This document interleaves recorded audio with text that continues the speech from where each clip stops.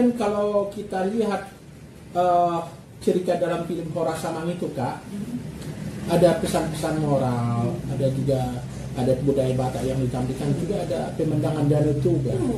Kakak nampaknya sangat cinta sekali dengan Sumatera Utara ya? Aduh, di Sumatera itu pemandangannya bagus sekali. Coba aja kalau kita lihat dari Dairi ke Danau Toba ya, kita naik di atas tuh, bagus banget kan? Ya, kita pergi di. Saya terus terang saya adalah penikmat udah pemandangan gunung. Saya sangat senang sekali. Jadi ketika kalau saya pergi ke sana kampung, saya senang sekali itu melihat itu. Aduh, bagus sekali ya, ternyata tuh Indonesia tuh nggak kalah.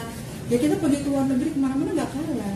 Cuman ya memang masih banyak yang perlu diperbaiki ya. Kita kan banyak yang belum disiplin ya, kebersihannya dan lain-lain. Tapi kalau soal pemandangan nggak kalah, aman. Kita tuh luar biasa.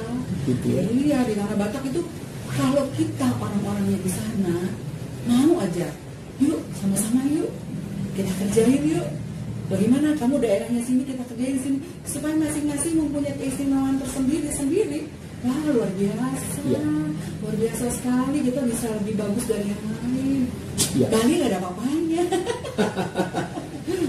Lalu Kak Asih begini, dalam film ini juga kita lihat ada edukasi, kemudian pesan kepada anak-anak supaya ingat senantiasa dengan orang tua yang berkorban untuk mendidik, membesarkan hingga menikahkan anaknya. Lalu ada juga pemandangan Danau Toba yang sangat eksotis yang ditampilkan di film ini, termasuk filosofi Batak ada diangkat di situ.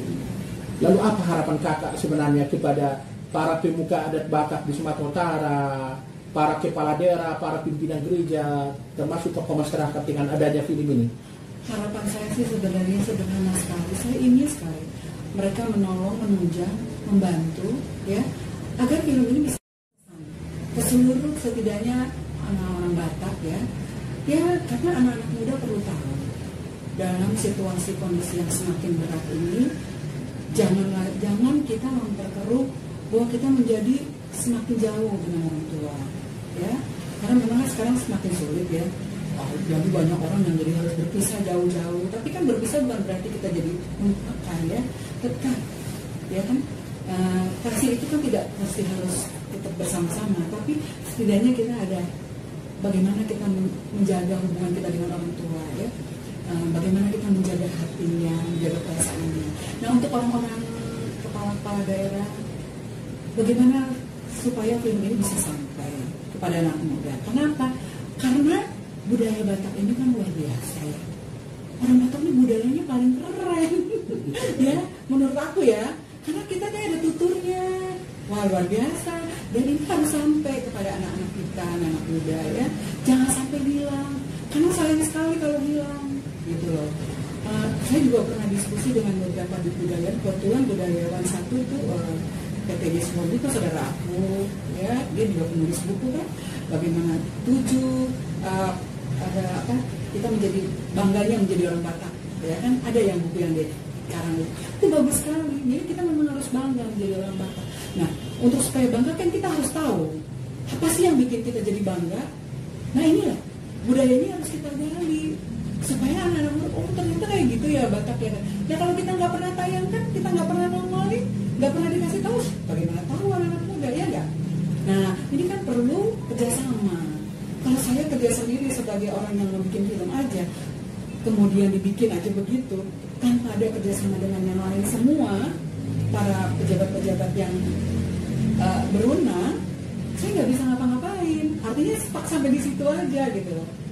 Nah, saya mohon agar kiranya bapak-bapak ini bisalah menolong kami, setidaknya anak-anak dari kecil, ya, anak-anak di bawah umur, anak-anak SD, SMP, SMA, semuanya itu bisa nonton. Bahkan ini adalah film family ya sebenarnya. Bapak keluarga ya. Keluarga, jadi memang harus satu keluarga nonton sehingga bapak sama anak bisa nyambung. Kenapa saya bilang begitu? Karena pada waktu saya pergi ke Medan, saya waktu lagi tayang film ini kan saya muter ke seluruh bioskop.